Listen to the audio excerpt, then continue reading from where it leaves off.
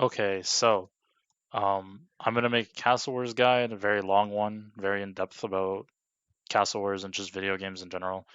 Um, the first thing in the guide, the first step to being good at Castle Wars is to realize that it's about using your time like effectively and not wasting time grinding aimlessly in like themed world or something where people have this incredibly wrong perspective that oh, just play a lot of forehead, you'll get better. No, it doesn't work like that. No video games work like that. The smarter person that is like more intelligent about what they're doing and more effective with their time is going to get better 10 times faster, way faster, with way less practice. So, the first thing that you have to do that is to learn all of the game mechanics that are like pertinent or like relevant to the game that you're playing and how they relate to the game and like what you do with them in the game. So the first thing I'm going to do in the guide is show people how to not waste hours of their life grinding the game and just be able to practice or learn specific things without, doing all of that. I'm just going to go into game mechanics straight away. Talk about the RuneScape clock.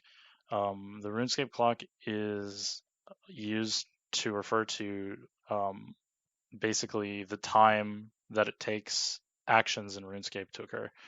So every zero point 0.6 seconds or 600 milliseconds is a tick, and every action you register within a tick will take place at the beginning of the next tick. So, for example, if you are playing in a Castle Wars game, right, and you set a Kate on the ground, when you click it, it sets the tick after you click it. If you click the walk and set it, it sets on the same tick that you walk, but it's the tick after that you walk, right? So that's the same with basically everything. And a lot of times people get their cade pitted through or something when somebody's running at them because they'll click to walk and then set a cade, and then they set the cade after they're already stopped. And what that does is it walks on the second tick and then sets the cade on the third tick instead of walking and setting the cade at the same time on the second tick. And then the person can run through because the cade's not on the ground until the next tick. And they're actually on top of you by the time the cade goes on the ground. So that is an example of like the RuneScape clock. Now, the next thing that you'd want to talk about is movements in the game.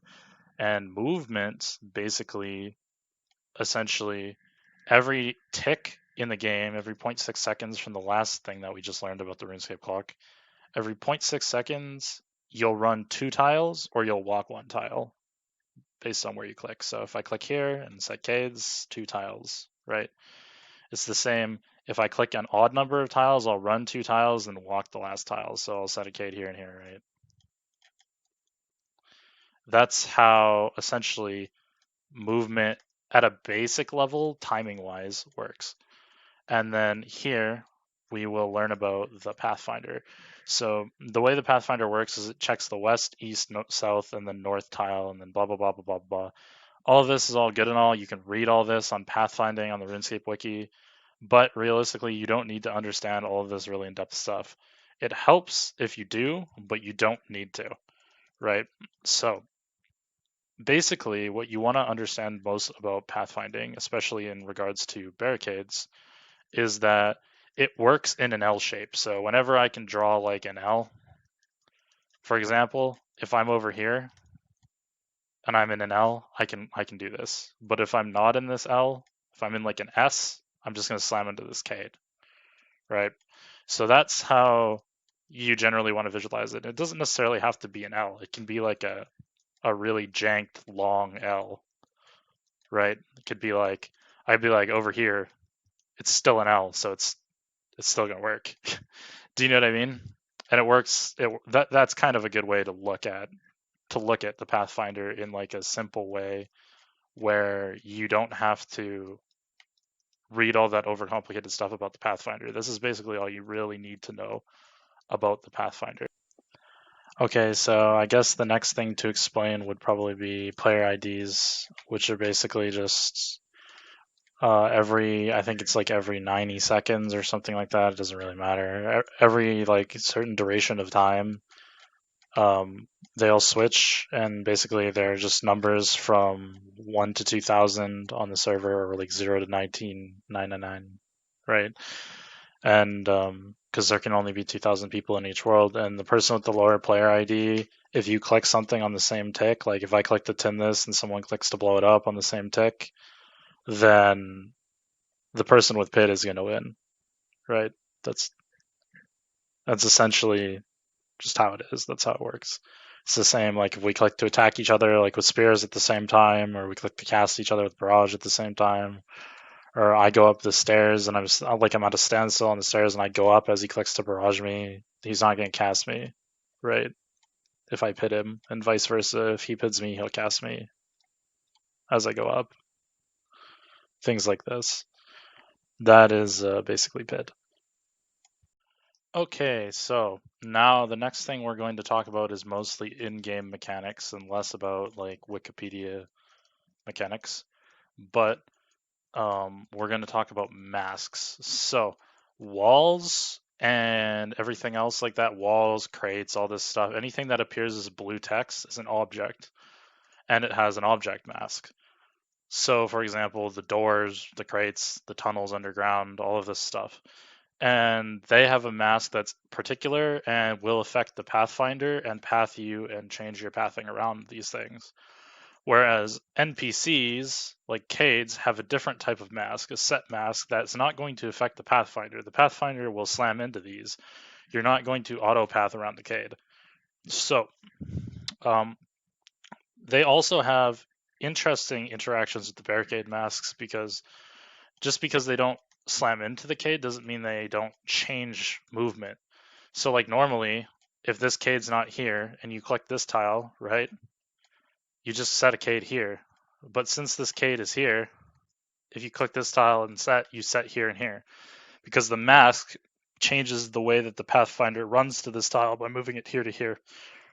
So little things like this are things about masks. Also with barricade masks, if you have a four-way setup like this, if you click back here, you can slide back and forth by attacking or using objects on the backcades.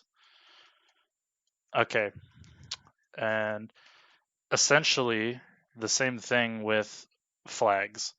If you pick a flag up, um, you'll run around the flag like it's a wall. It does the same thing. Also, order of actions, when you light things on fire, for example, like if I grab this tinderbox, um, it will always go. It's the same. It's the same thing as the Pathfinder we talked about earlier: west, east, south, north, and then south, then southwest, southeast, northwest, northeast. Right, always in that order. So it'll go west, and then if there's a wall, it'll go east, and then if there's two walls, it'll go south. Right. If there's three walls, where there's a wall to the west, the east, and the south, it'll go north. Vice versa, like all of that. Um, if you have barricades, since they don't count as walls and they have a different mask, like for instance, if I have this wall to the west and a barricade to the east, it'll try to go west and it'll be like there's a wall. Then it'll try to go east and it won't move me because there's a Cade here. And the Cade doesn't work the same way the wall does. I'm not going to go south. Also, when you light barricades on fire, you can slide from the north or south side of the barricades like this. You can slide along the barricades. You can slide east and west along the north or south side of Cades. If you have Cades like this, not the case. You have to walk over manually, or you can walk back in an L step and do it. So you either have to do this, where you walk back and then click it. Okay, this world is really bad. Or you walk over and then click it, right? Those are other basic mechanics involving like barricades, sliding, and movement. Yeah, here. Now we'll talk about object masks. So the flag is an object, and when you have the flag on the ground, if I click around it, it acts as a wall and it'll just path me around it. I cannot drop the flag and then set a cade on the flag, but I can do it the other way around where I set a cade and then drop the flag on the cade. And the object mask will take priority over the NPC mask. So I'll just run around this. I'll auto path around it. Like there's no cade even there. Like there's just a wall. And you could go like this and troll somebody, troll the shit out of somebody like that. But yeah, one thing about object masks is that objects can't be on top of other objects. So if I bring this in here and I drop it, it'll go outside because the door is technically on this tile right now. So the door and the flag can't be on the same square. So it has to go outside. If I close the door is on the outside tile now, so it can drop under me. But if I go out here, close the door, and then drop, it'll go out here. Because it can't be on this tile because the door is on this tile now. So that's essentially how that kind of stuff works. It's the same thing when you drop it next to the barriers. The barriers are technically on the tile that they're next to. Or on, like, they share like a space on both of the tiles that they're next to. Right? So you can't drop a flag on the barriers. Same reason that flags safe when you drop them on rocks. If you drop a flag on rocks, since the rocks are objects, it will safe the flag because the flag can't spawn on the rocks. And vice versa, when you get rocked in the tunnels, if the tunnels are like not cleared if the tunnels are not cleared when the flag would normally spawn after a person dies, the flag will go to one side or the other side of the tunnel because they make the flag spawn on the other side because they don't want the flag to be in the tunnel in case they rock the tunnel again after the flag is inside of it, because that would totally break the game. Right? So they make it so that it force spawns outside. Or if the tunnels are rocked when the flag would be spawning, the flag just safes because it can't spawn in the tunnel. Like in the rocks, it can't spawn in the rocks because the rocks are an object. So that is generally NPC and object masks. Also, generally speaking, if I take this account out here, and I'll talk more about NPC masks, if I spear him, this is a little weird, but if I spear him from the east, I mean from the west, if I spear him from the west of him, he will go north. If I spear him from the east of him, he'll go south. If I spear him from the south of him, I'm pretty sure he goes west. Yeah. And if I spear from the north of him, he goes east. So if you're ever wondering which direction they go when you spear them around a cade, there you go. If you spear from the west, they go north. You spear from the east, they go south. You spear from the south, they go west. You spear from the north, they go east. Like this. Oh yeah, I have my public chat on off. So you can see it down there though. The first one is the direction you spear from, and the second one is the direction they go. Right. So the next thing we're going to talk about is client-related mechanics. So like things like click boxes and how do they work? Well, they basically work based on depth. So as you can see, my character here is in front of the flag, so my click box is him, and the flag is a right click. But if I put above his head, it's just a flag. Same thing like this. If I do it the other way around, it's the flag, right? Because the flag is visually, depth-wise, it's in front of him. So that's how it works. It's the same thing with barricades. If I have two barricades here like this, if I click, it'll tin the front one, right? If I want to tin the head, I have to right click and it'll tin the back one as soon as this one falls over.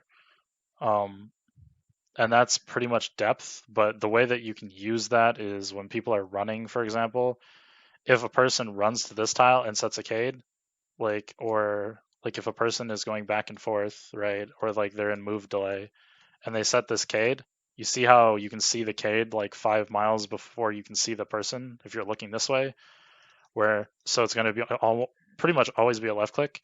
Whereas if you're doing the same thing where you're going back and forth between this tile and this tile, and you set the cade when they're going this way, it's always going to be a right click because the person's always in front of it. If you put your camera up at the front, you can kind of see half-half. It's kind of less consistent because you can see the back and the front of the cade. So you can see half of it has a person and half of it has the back of the cade. And also the click boxes on the client update at a 50 hertz rate because it's a 50 FPS client, which means that one second is 50 frames, which means that 0.02 seconds per update on like what's visually going on. So every 20 ms, your click boxes are going to update on your client. So like the way that things change, like if I put let's say I do this and I put a cade on fire. Oh, oops, I put the cade on fire. The top of the flag will change like this every 20 milliseconds, right? Where the fire is coming up and down. That's how that works. Okay, so for this mechanic, we're going to be talking about basically queued actions or like queued actions or looping actions. So, for example, if I click on this account, on this red account, to walk behind the barricades, like I just clicked to walk behind the barricades on the other account, and I blow this cade, it'll walk forward. And I blow this cade, it'll keep walking forward. And I blow this cade, it'll keep walking forward because the action is looping. So it'll just keep doing it. So you don't have to spam click over and over again. You can just click once to keep walking. And that's very relevant to know. And it's not the only action like that. Attacking also works in the same way.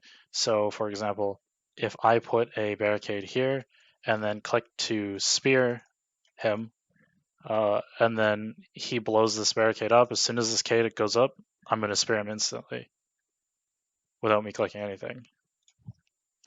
So, things like that also for tindering. If you tinder this cade, for example, when they're going to blow up this one, you'll light it on fire as soon as this one blows up, and they can never pidge you for the next one back ever. So these are like these kind of things. Ice barrage, all actions work like this in regards to barricades. So these kind of things are like really important to know and use when you're playing all the time.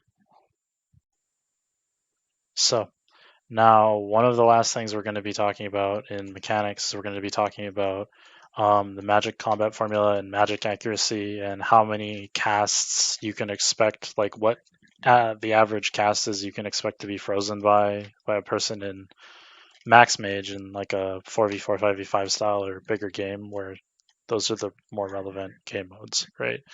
So the first thing we're going to do is look at the mage defense of a person where you have 209 mage def, and then you look at the max mage attack, and it is, oops, I double clicked. It is 131 mage attack, right? So what we're going to do is we're going to pull up this combat formula right here, and we're going to calculate the chance that you freeze somebody. And yeah, I'm going to do it on a notepad, and then I'm just going to come back afterwards, right? So we are back now that we have all of this done on the formula. The player magic attack level is 141 rounded up. The magic defense level is 148 rounded up. The attack roll is this, the defense roll is this, and the magic accuracy on somebody not holding the flag is about 34% accurate, which can all be verified here. Magic combat formula, right? And essentially, this isn't necessarily the most important thing to us. What's important to us is the probability of us getting frozen in the first, like, oh, I don't know, 3 casts, because usually a mage will get about 3 casts before the scorer really has much opportunity to do anything. So let's look at the odds of you getting frozen within, like, the odds of you getting frozen in 1 cast are 34%, right? But this means that the odds that they splash on you are 66%, right? So 66% odds they splash because 100 minus 34, right? And then if you want them to splash 2 times in a row, you need 66% to the power of 2. So I need 0.66 times 0.66, right? And that'll give me 43%. So 43% chance that I don't get frozen by the second cast. Okay. What about by the third cast? 66 to the 3. And then you have, you know, times another 0.66. And you have a 28% chance, or like a 29% approximately, or roughly 29% chance of not being frozen by the third cast. Okay, what about the fourth cast, 66 to the 4? And this is kind of how you can look at the mage combat formula for like relevance in terms of like how many casts a mage gets on you. So about 19% chance, right? So if you're a mage and you get at least 4 casts, they're extremely lucky if they don't get frozen by the fourth cast. There's only a 20% chance they're not frozen by this point. There's only a 20% chance you splash all 4 times. Right? But just for fun, let's go to 5 casts. Because this is, in my opinion, if you're a really good mage, this is generally the amount of casts you should aim to get on like every floor of the base to guarantee you freeze them at least once. So if you do, okay, I have a whole bunch of stuff open. Sorry, times 0.66. There's only about a 12.5% chance that they're not frozen by this point. So 1 in 10. So this is a very negligible low number. And as a scorer, obviously you want the chances they splash on you to be as high as possible. So every cast they get, the odds you get frozen goes like insanely higher. Insanely higher. So when you're scoring, you really want to focus on blocking casts, and vice versa. When you're maging, you really want to focus on getting in casts, at least 5 per floor of the base, just based on magic accuracy. So yeah, there's that. Okay, so we're going to go back to talking about ticks, but we're going to talk about how they relate to combat in the game and what that means. So essentially, Ice Barrage has a 5-tick cooldown. See, casting speed, 5 ticks. Crossbow on Rapid also has 5-tick speed. Godsword has a 6-tick speed, and Hasta Bash has a 4-tick speed. So if I bash him with my Hasta, it'll be a 4-tick speed.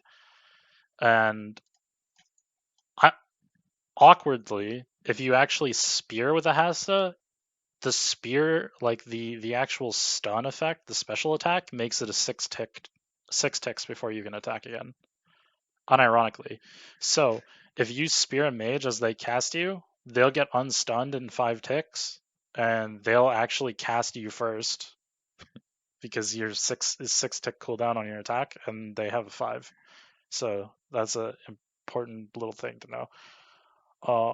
Also, Ice Barrage freezes you for 19.2 seconds or 32 game ticks.